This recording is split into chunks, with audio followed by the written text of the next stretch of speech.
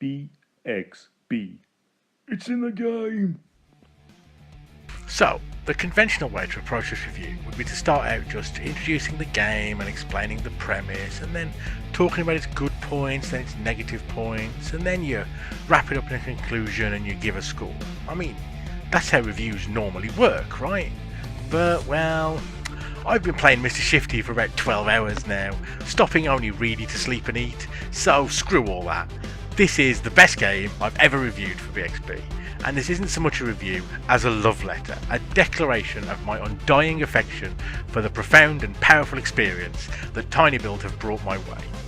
The simple joy of punching dudes through windows, of clubbing them to death with a big stick, of throwing a landmine in their face and waiting for it to explode.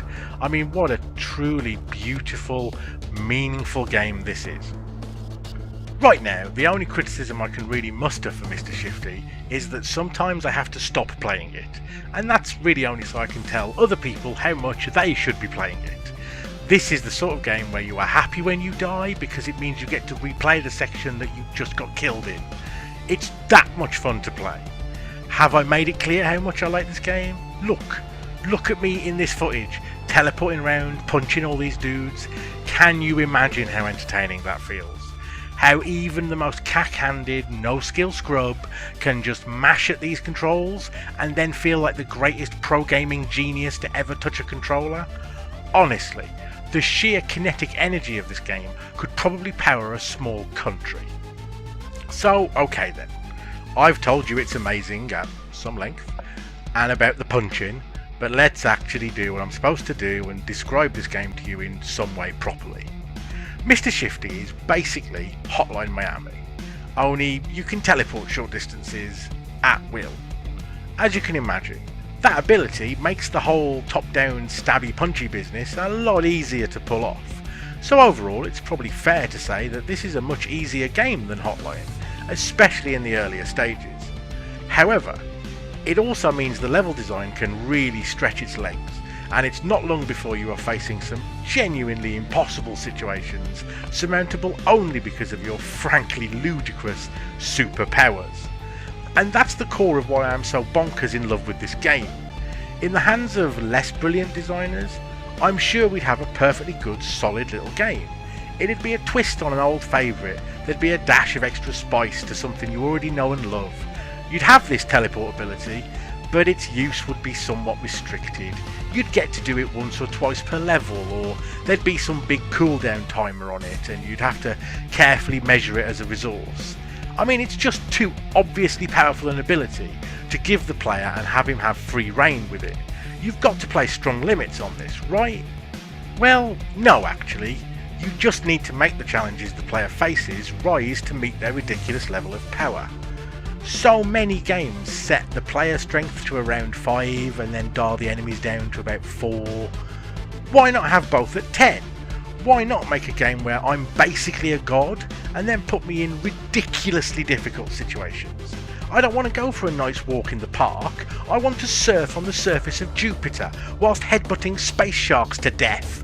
Or something. Anyway, my point is, every game designer who hears this review, do this!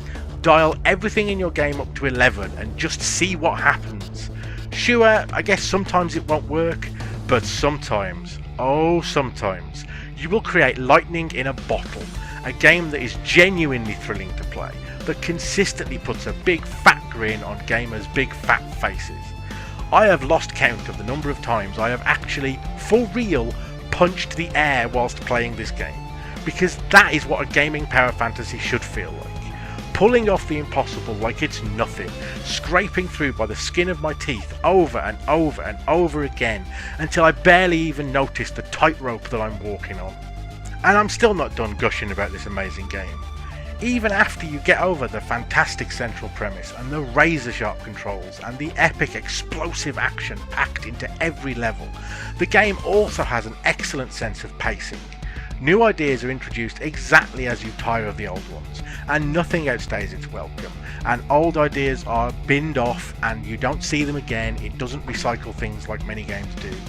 Like everything else in this game, it's a masterclass in how to maximise the impact of your work, and it makes the game feel tight in that magical and intangible way that the best games always do.